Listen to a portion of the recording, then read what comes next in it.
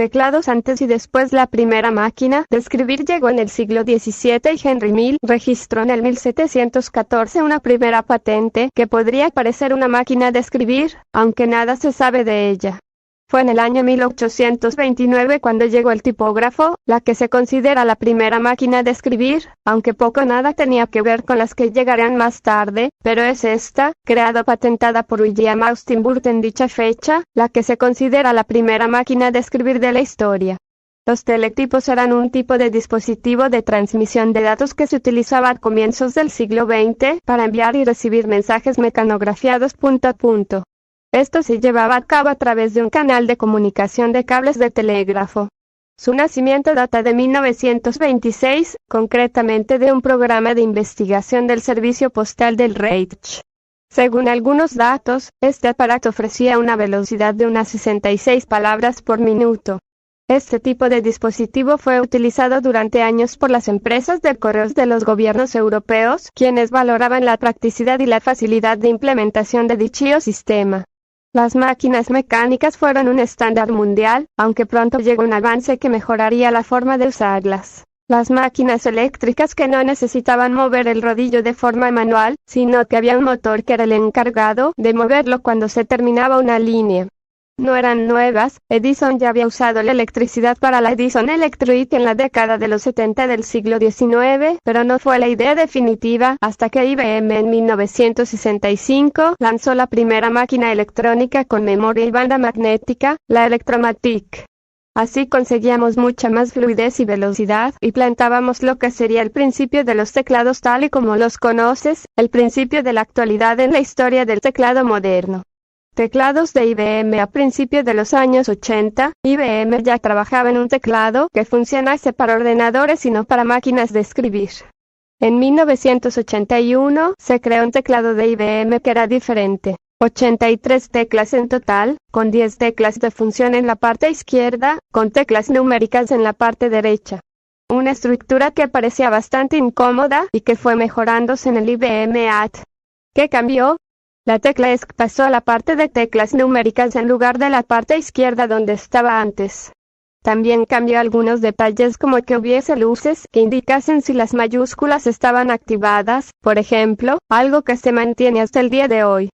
Pero la distribución de las teclas seguía sin funcionar y con el ordenador A286, 386, IBM cambió el teclado original AT y quitó las 10 teclas de función de la derecha junto con la tecla de ESC.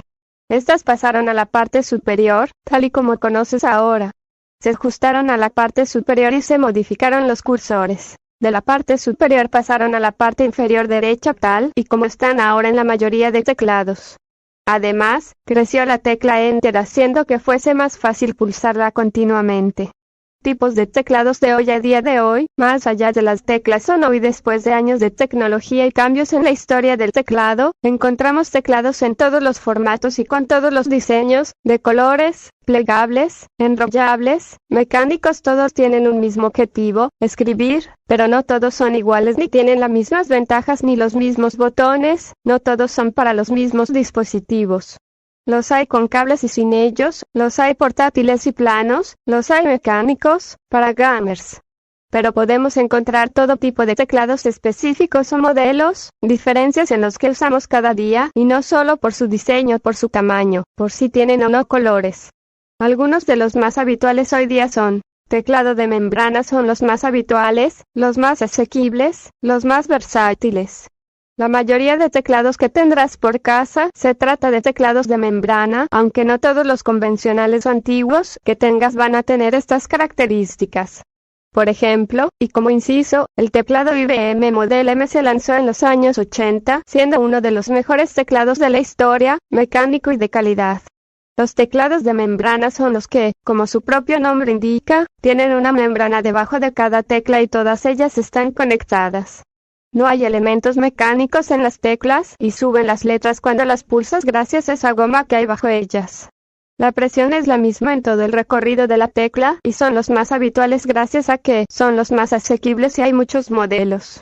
Una de sus principales ventajas es que pueden ser mucho más delgados y finos que los teclados mecánicos, aunque también tiene inconvenientes, y es que suele durar mucho menos tiempo y es más difícil de arreglar porque debemos reparar la goma.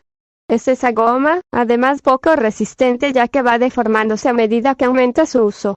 Entre los teclados de membrana encontramos los de Apple, por ejemplo, y todo tipo de teclados inalámbricos asequibles que puedes encontrar a la venta.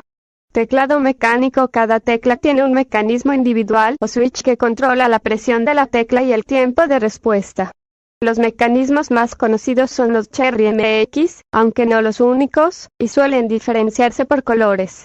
Los hay pensados para escribir textos largos rápidamente, como es el caso del Cherry MX Blue, con un recorrido de 2 milímetros de activación y 4 milímetros de recorrido base, y con 2 partes en el mecanismo que nos permite que escriba sin que se cansen las muñecas. Hay muchos mecanismos diferentes enfocados a las distintas necesidades, y las principales ventajas de los teclados mecánicos es precisamente esto, su especialización, ya que cada uno está pensado para lo que busques exactamente. Por lo general, y si compras el adecuado, son teclados más rápidos y mucho más resistentes que te aguantarán más tiempo. Las teclas tienen gran calidad y también encontramos mejor calidad en la construcción del teclado en sí. Además, otra ventaja con respecto a los teclados de membrana es que basta con cambiar una tecla de forma independiente si se rompe y no tendrás que cambiar el teclado entero. El único inconveniente que encontramos es que son más ruidosos y ocupan más, son más difíciles de llevar que otros más ligeros, portátiles o incluso plegables. Teclados portátiles o para tablets: las tablets tienen su propio teclado en pantalla, pero los teclados para tablets están pensados para funcionar como un complemento más cómodo si sueles usar el dispositivo para escribir. Por ejemplo, los hay que van incorporados en la funda que hace de atril a su vez, o los hay enrollables que además podemos lavar o mojar sin problema, y suelen estar construidos en plástico o silicona, que no sufre daños aunque lo llevemos a cualquier parte. También los hay plegables que permiten que los llevemos en un bolsillo, doblándose sobre sí mismos y ocupando poco espacio. Teclados para edición de video: hay teclados especiales para personas encargadas de la edición de video, aunque son solo un ejemplo de los muchos teclados específicos que encontramos en el mercado. No están pensados únicamente para profesionales, y hay opciones por 100 o 150 euros que puedes comprar en Amazon. Más allá de la disposición clásica QWERTY, tienen colores diferentes que nos permitirán acceder a distintos comandos y accesos directos sin necesidad de hacerlo todo de forma manual. Encontrarás muchos modelos y pueden ser útiles si, por ejemplo, usas Adobe Premiere. Teclados para móviles: los teclados para móviles se han convertido en algunos de los más utilizados en el día a día para mandar infinidad de mensajes por WhatsApp, por ejemplo. No todos son iguales. Los hay similares a los físicos y convencionales, en el que tendrás que ir tocando las teclas una a una y habitualmente ayudándote del autocompletar el teclado predictivo que va completando las palabras y ahorrándote así tiempo al escribirlo tú. Pero también están los teclados SWIP, que tienen un aspecto similar en la pantalla pero que cambia el funcionamiento. Puedes hacer un trayecto con el dedo sin levantarlo de la pantalla y automáticamente se creará la palabra que quieras. Trabajo hecho por Diana Juquila, cuarto B.